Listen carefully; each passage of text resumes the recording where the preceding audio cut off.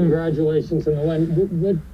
So just first off, just how does it feel beating Georgia? How big is this for you and this program? Well, you know what? I mean, it feels great. Obviously, winning this big time game. It's put us in a decent position. It's put us in a position to get ready to go beat We got Arkansas in 7 days. That's what it's put us in a position to have to go beat them 7 days from now. But besides that, we're at the midpoint of the season. We're in first place in the East, so big win. And I'm really proud of how our guys played and responded. Against one of the top defenses and top overall teams in the country. I got to ask, what was going through your mind about 4 minutes into that football game, down 14-0? Well, one of the funny things is you're sitting there and we're saying, hey, we want to start fast was a big deal to us, because last year, with the game, how it played out last year, you're looking at it, and if it's going to be that type of game, we wanted to try to play with a lead, and force to kind of extend the game, not let them slow the game down. But obviously, we didn't get lined up the right way on the first play. We gave up a 75-yard touchdown. They have explosive players. Then they convert a pass and score again, down 14-0. And I think, our guys were kind of a little, maybe shell-shocked coming out at that point of what was going on. But we did a nice job, settled down. Nobody panicked. I don't think. Everyone was just kind of like, whoa. But I think once we went down, got that first offensive touchdown, I think the attitude on our sideline changed, and everybody kind of remembered, hey, you know what? We can play pretty good defense and get 11 guys running the ball as hard as we can, and we can score points. And I think everybody kind of all of a sudden realized we're fine. We're going to be okay in this game. And, we came back and we got hot offensively, and guys started making plays.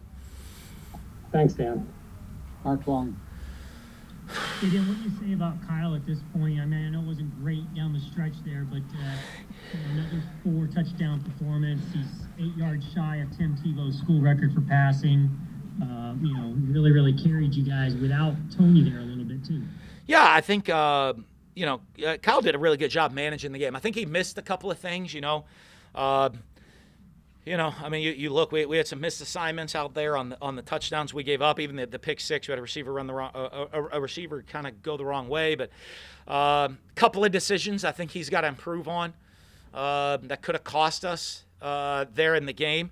But a lot of great decisions as well. And I thought he did a really good job of managing the game, making the throws he needed to make. Obviously we would have liked to have been a little bit more efficient there in the second half.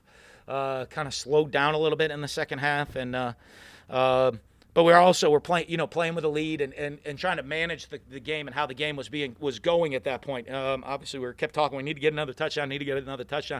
We didn't end up doing that, but overall, Kyle, I mean, he prepares really hard.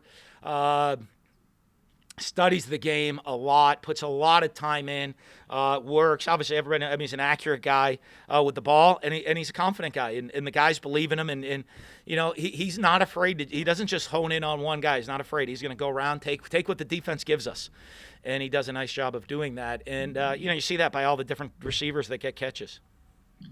And Dan, you obviously it's been a long time since you've had a stranglehold like this on the East. How does that feel? And we saw you celebrate, you're a celebrator anyway, but we saw you celebrate pretty wildly tonight. Yeah, you got to. We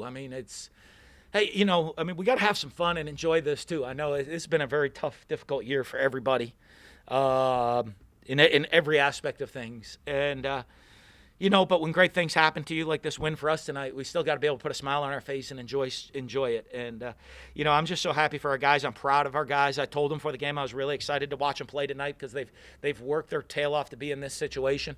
And I enjoyed watching them play, and then I enjoyed celebrating. It's a great celebration, We're going to celebrate tonight too, and I'm going to have fun tonight. And then bright and early tomorrow morning, though, we're going to get on to Arkansas. Dooley. Yeah, Dan, I don't know if you know this stat or not, but you had as many possessions in the first half as you did the entire game last year. Actually, one more. You had 8 possessions in the. Well, 2 more. We only had 6, I think, last year. I think you had 7 last year, but who's counting? One of them maybe was like take a knee on one play before the end of the half or something. But anyway, okay. But as far as that defense after that terrible start they get off to, their ability to get off the field, how much did that play into the way you were able to get the ball back for Kyle and be able to go be aggressive offensively? Well, it was huge for us. I think, you know what? I mean, Todd, I mean, all of a sudden you give that up and we get it drawn up, figure out what they're in and how they did it. And we had a misalignment on the long touchdown run to start off, and it's frustrating. A couple things. But I think our guys started to settle down. And I think, as a team, I think we're coming together as a team as our guys look and they say, hey, it's fun to play defense when you know your offense can score points, and it's fun to play offense when your defense can make stops when they need to. And I think that's how you see the team starting to come together and enjoy it and trust each other a lot in those ways. Also, your 3 running backs caught 212 yards worth of passes according to my stats. Okay. I don't have all the stats here, but that's a good day for them. I mean, I know everybody says that whoever runs for the most yards wins, so maybe because it was maybe it's whoever's running backs get the most yards wins, right? But well, those are the matchups. When you look at matchups, that Kyle Trask does a great job. He's not going to force the ball. If they're going to bracket and take away and double people, he's going to go to who you're not doubling or covering. Thanks, Dan. Yep. Matt Baker. Following up on that, Dan, what impressed you most about your offense tonight? I think you had more yards than Kirby Smart's ever given up as a head coach. You know what? I was pleased with our efficiency. I thought we made a lot of big plays, too. I thought, one thing in the second half, I thought we did a good job managing the game. I think we needed them. We really wish we would have made another play or two there in the second half to open it up. With all the injuries we had, I mean, you're going in there. At times we were down you're down. I mean, Ethan White was still, was on the edge. Hopefully he'll be back next week as a starter. Stuart Reese went out as a starter, and Gene DeLance was out for a little bit as a starter. And, you're down, so you're down 3 starting offensive linemen. You're down the best playmaker in college football in Kyle Pitts. You're down a lot of different guys, and but we did a great job managing there in the second half and finding ways to make plays. How is Kyle Pitts? We'll see. We'll see. I mean, it was a big hit, and so that the trainer said he'd be out the rest of the game. So we'll check that as it goes throughout this week. Andrea. Dan, Mark alluded to the celebration. Why did you go ahead and jump into the stands, or quasi-jump into the stands? Well, I guess all those people there, it seemed like they were a lot of students, and they were juiced, and they were trying to get me to jump up in the stands right there next to some of our players were up there. So you got to enjoy it, I might be 48 years old, but I'm really young on the inside, so I got to still enjoy some of that stuff. Some of our players were up there, and I decided to jump in with them.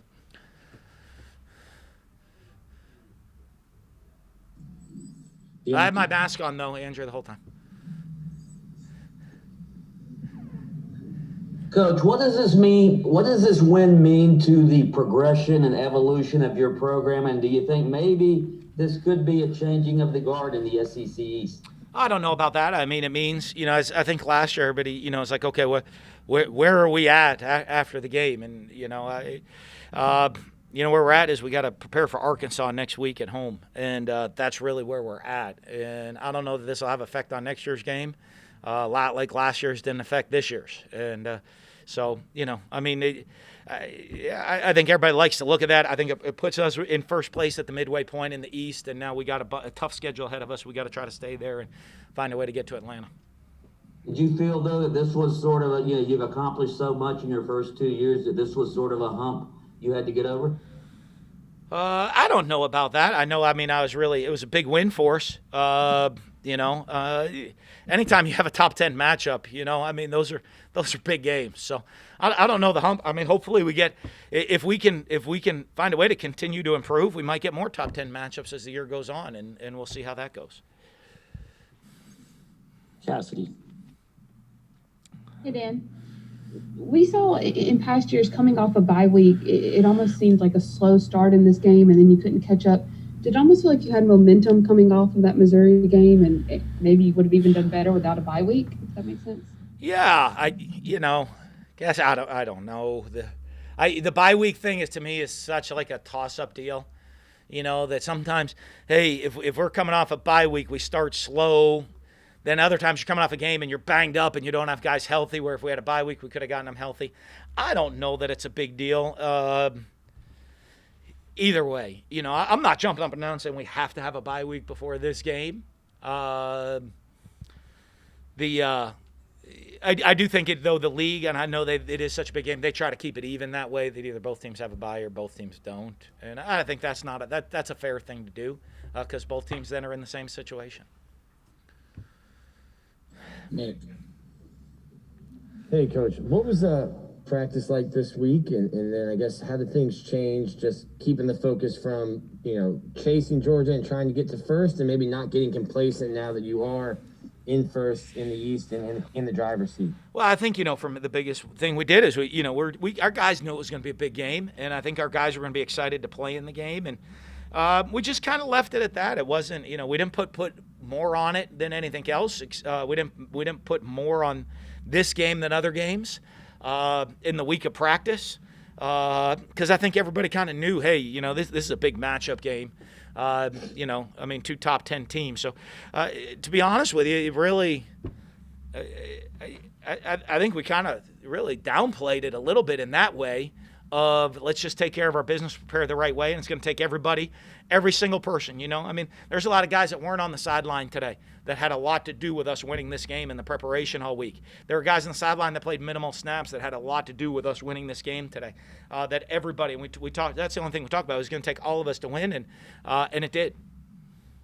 And then you talked about before, it was harder to get to, go from 10 wins to 11 than it was to go from 4 to 10. Is it harder to stay at the top spot than maybe, trying to climb and get there? Well, what did we go, 10 to 11, and we're trying to go, I don't even know if we can go to 12. Well, 11 to 12 now. If we can go to 12 this year, it'd be a big deal, right? That would be a very big deal. Is that possible even at this point? I was told there would be no math. That's it. You're asking a bunch of journalists to do math. It's not going to. That would be all of it, right? We'd finish 12-1 national champs. Well, then it's definitely harder to go from 11 to 12 than it is than the other ones. I'll take it though. I hope we do. Goldie. My question's been asked. Thank you. Boom. Heather, go ahead. Boom. You didn't even give anybody the credit for stealing your thunder either. Hey, Dan. Just based on what you saw tonight, and even including the loss that you guys had, what do you think this team is capable of? What's the ceiling? I don't know. We're playing good football. I'd love to see us be able to play with our team, the full team. We've been shorthanded just about every game this year, and like I said, at times this weekend, with this game, we were shorthanded. I know Georgia was too, a bunch. And, but I don't know.